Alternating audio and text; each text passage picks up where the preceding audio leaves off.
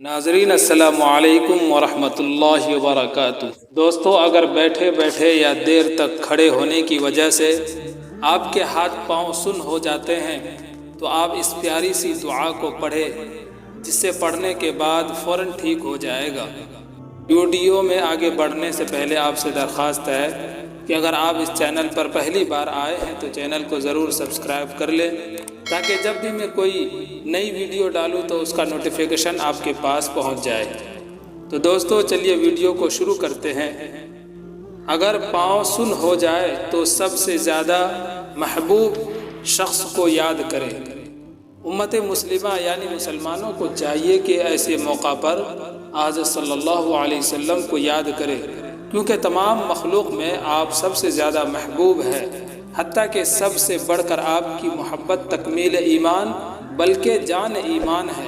لہذا آپ اس عمل کو کریں جس سے آپ کی تکلیف دور ہو جائے۔